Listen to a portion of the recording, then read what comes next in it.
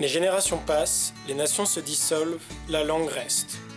Au XIXe siècle, l'historien français Fustel de Coulanges avait déjà perçu l'enjeu crucial de la langue dans la définition de l'identité d'un individu. Le gaélique irlandais, langue traditionnelle de l'île verte, a été victime de la Grande Famine de 1845. L'anglais lui a été préféré, car langue des élites économiques et sociales. Avec l'indépendance obtenue au début du XXe siècle, après des décennies d'affrontements, la nécessité d'unir la nouvelle République d'Irlande est donc naturellement passée par une revalorisation de la langue traditionnelle. Soutenue par des associations de défense du gaélique irlandais, les efforts du gouvernement pour sauvegarder cette langue et la faire vivre au quotidien sont visibles à travers tout le pays. Néanmoins, si l'irlandais est devenu en 2007 langue officielle de l'Union européenne, son acceptation chez des jeunes aux préoccupations diverses reste un enjeu pour la nation. Face aux incertitudes de l'avenir et à la nécessité de préserver leur identité, les jeunes Irlandais sont confrontés à un double défi. Maintenir et promouvoir leur langue traditionnelle, tout en s'ouvrant à une Europe multiculturelle. Dès lors, quel peut être l'intérêt de la langue irlandaise pour des jeunes qui souhaitent s'ouvrir à l'Europe ?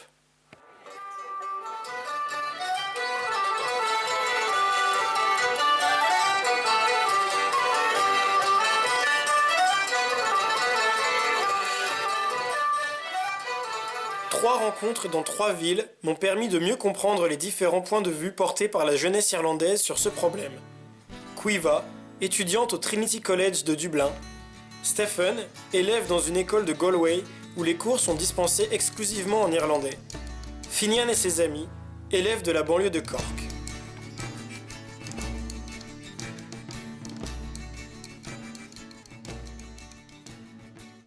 My name is Stephen. I've lived in Galway since I was born. I go to an all-Irish school in the city, and I've been learning Irish since I was 4. In school, I would speak Irish non-stop, and it would be a very strict system to speak Irish all the time. If you were not going to speak Irish, you would have to do a thing they call detention after school. But the importance of Irish in outside life and getting a job and stuff like that, it's not overly important when you are getting a job. If you want to get a job in a certain area, which are called the Gaeltachts, where Irish is spoken, it would be very important to learn Irish then. But in the majority of jobs, you wouldn't need Irish. Okay, my name is Caoimhe Gallagher. I'm a student here at the university. I'm studying my PhD and looking at Switzerland during the First World War. And I'm an Irish girl, and I've studied and lived and worked here in Ireland the majority of my life. Est-ce que tu peux te présenter en irlandais par hasard? Okay, so Caoimhe ní Gallagher is an dom, Tá mé Maconi tig na héile. So what I'm basically saying is my name is Caoimhe Gallagher, and I'm from Tinnahealy in County Wicklow. It's a small village near Glendalough. Okay, well, my attitude towards Irish is somewhat ambiguous. I mean, as an Irish person, we've all had to learn English in school. But for me, I would speak better Irish than my grandparents. My grandparents don't speak it to the same level. And for me, it's something that has come from on high, from the state, essentially. From age 4, you would have had to read and write in 2 different languages, English and Irish, with very different scripts. I suppose I can give you an example. My name is Caoimhe. It's an Irish name, you spell it Caoimhe, but it's pronounced Caoimhe, and so this MH makes a V sound in the Irish alphabet. So from age 4, we've had to learn these 2 alphabets, the 2 different languages, and so it's been quite. That's how I was exposed to it. My parents would speak a little bit at home, but only in certain situations. If we were abroad and they wanted to tell me something which they didn't want other people to know, or talking about Santa Claus and the presents they would buy, they would speak in Irish so the children wouldn't understand. I'm Finian. I live in pretty much just over there in Cork in Ireland, and I'm 16. Alright, so you're all 16? Yeah. Alright, and you're all at school in Cork? Yeah, just down the road actually. Okay, and your school in Cork, do you have Irish class? Yeah. Actually, yes. How many hours per week? 40 minutes a day. It's how many? About 3.5 hours. A week. Around that anyway. All right. And do you like Irish? No. No, you don't. Kinda. Kinda.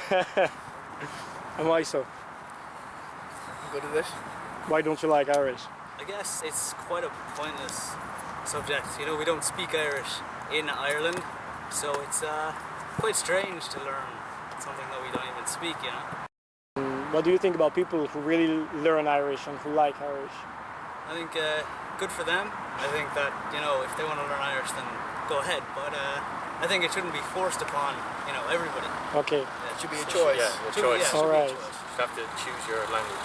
And if it was a choice, how many in your classes would choose Irish? About 4. 2. No, Two. I'd say about a fifth, 15, a fifth maybe. 15? 15 in the class. Like. All right. Possibly. Not many anyway. Not many. Very few, man. Yeah. Max, I'd say 10. All right.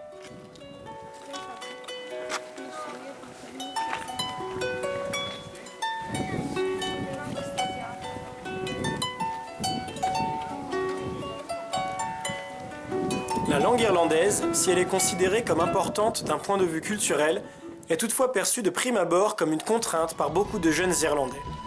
Imposée dans le système scolaire, elle n'est utilisée couramment que dans certaines zones et ne présente donc pas d'intérêt immédiat pour les jeunes aspirant à trouver du travail. Cependant, à l'échelle de l'Europe, constitue-t-elle une véritable barrière ?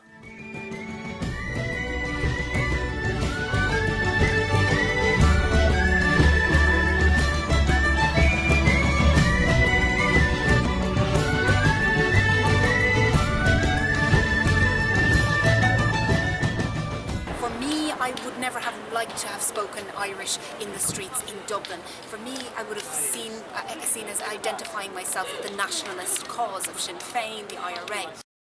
And if we don't even plan to use it for our future, what's the point in learning it? Yeah. All right. Like, So you so think it's useless?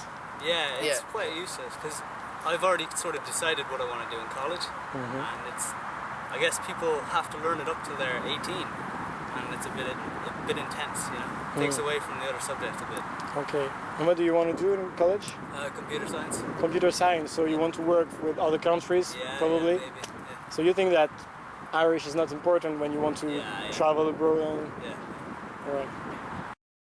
And we were talking about Gaelic sports as well. Yeah. So there is hurling and Gaelic football. So you told me that you didn't like it that much. Not a big fan. All right. You still watch the match on TV? Yeah. I'd watch hurling. All right. Watch the odd match.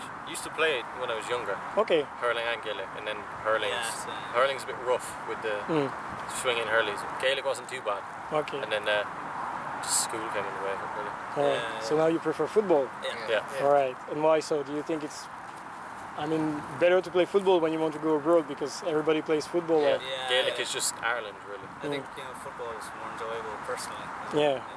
And do you think it's possible that Gaelic football or hurling might travel, Trying it Yeah, they're after putting it on Sky Sports Australia, now, so I'm pretty sure Australia come over to Ireland every year and play Play Aussie. Gaelic. Yeah, Aussie. Okay. It's like a mixture. Okay, so well, Gaelic football is Irish but can Yeah. go abroad, yeah. I would think that an all-Irish school where you speak Irish the whole time is much better for people learning in Ireland in contrast to an all-English school where you just learn Irish for one class. I think your knowledge of Irish your knowledge of Irish is much more when you're going to an all-Irish school and you're talking constantly to teachers and your friends than when you just have one class.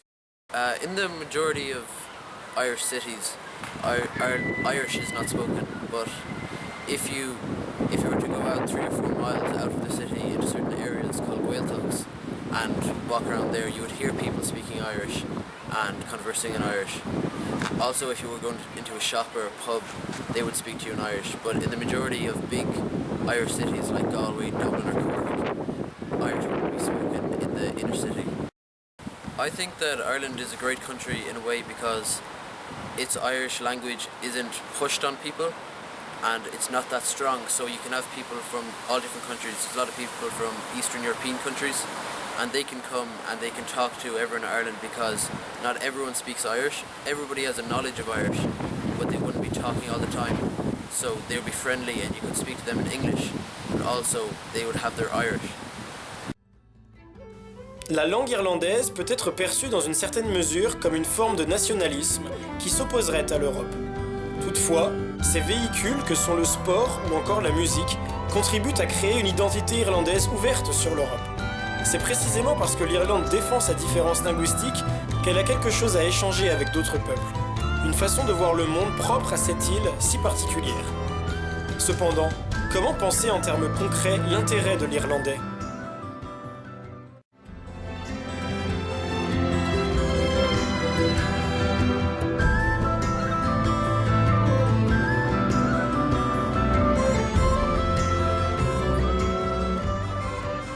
When I was walking in Spain a couple of years ago, some guy came up and started speaking Irish. Really? And I didn't even know what he was talking about. So, can you say something in Irish for me? Do you know? Smisha Owen. What does it mean? Or, My name is Owen. alright. Conasatati. What does it mean? I don't know. How are you? Yeah. Alright. Great. So could you It's could you speak Irish if somebody comes to you like, hello, how are you? I can say hello, my I name have to is. think I could say hi, my Alright. name is, that's it. But I couldn't go fluent. Oh yeah, that's what you said, that you could But speak French, more French than, In French Yeah. I actually could Yeah. go for Great. longer, yeah. because you have Irish classes and French classes English.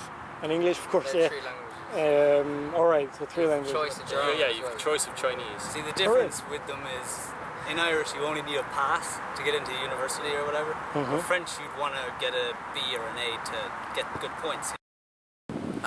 I think that Irish is very important for people living in Ireland, as that I think every country should have their own language because it gives their own identity as a country, and it's very important that everyone learns the language and is able to speak it. In Europe, I don't think the Irish is too important to have, as there's any other European languages that we learn in school, like French and Spanish and German, that are more important when going out into Europe. But if you are living and staying in Ireland, I think it's very important to be able to speak Irish. Now, of course, at the piece, you feel more able to talk about that, talk Irish, and I feel myself, even though I speak it fluently, I'm rediscovering a kind of an appreciation for it. I think one thing that the EU has brought this kind of awareness that there are links and that this identity is much more plural. So, for example, it was particularly new to me to discover that I could understand everything in Scots Gaelic when Scots Gaelic was spoken, and then also in Breton. I would understand the sense of the conversation, but not obviously every single word. I have a very good friend from Saint-Brieuc, and when he would speak I would understand mostly, and this for me gives an idea of a much more how our idea or our interpretation of national identity is quite narrow sometimes. If we look at it linguistically, it crosses borders in the true sense of the European Union and the aspirations of the European Union. So that for me is something that it has contributed to and how I see identity.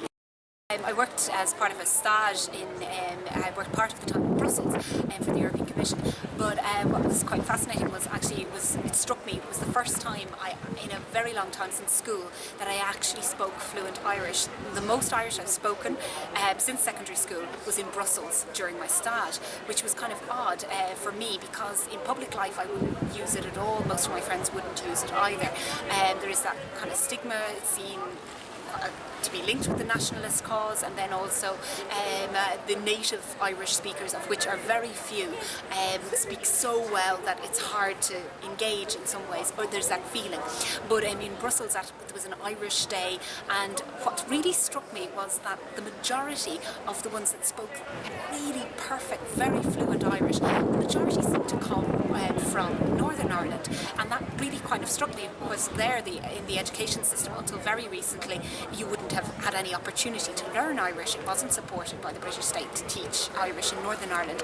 And so for them it was quite fascinating. They spoke very fluently with nuance and kind of using colloquialisms of the northern dialect. It was because basically for them it asserts their national identity. For us it seems, or for me personally especially, would see it as coming from the state, as being something forced upon us within Ireland. But for Northern Ireland, particularly the nationalist cause, for them it was something, a marker of national identity. And the sign is on, they got to use it in Brussels as well by becoming translators for the European Union. So for me, I think that says it all. The recognition that the European Union has given it has given me perhaps a new appreciation of it, seeing it more as an international language, going from a step where I saw it as a language that I didn't like, didn't want to speak, to something that I can have an appreciation for and a newfound awareness for, and I learned that in Brussels as opposed to Dublin, which is quite interesting. Confrontée à la crise qui a touché l'Irlande, une partie de la jeunesse met au premier plan l'aspect économique. En effet, ce sont bien les difficultés économiques qui ont fait disparaître l'irlandais au profit de l'anglais, langue facilitant les échanges. Toutefois, les langues rapprochent les peuples et font tomber les frontières qui aujourd'hui semblent immuables. Ainsi, si l'irlandais peut aider à réunir un même peuple déchiré par la guerre, c'est également une manifestation de l'héritage commun partagé avec d'autres peuples. Depuis l'Écosse jusqu'en Galice, en passant naturellement par la Bretagne. Une vérité qui n'est qu'un jalon vers une prise de conscience du caractère européen de notre passé, et un levier vers une paix et une entente durable soutenue par l'Union européenne. Ainsi appartenons-nous tous à la même nation européenne, dont la pluralité des langues est une richesse plutôt qu'une faiblesse. En effet, comme le disait l'historien Ernest Renan, ce qui constitue une nation, ce n'est pas de parler la même langue, c'est d'avoir fait ensemble de grandes choses dans le passé et de vouloir en faire encore dans l'avenir.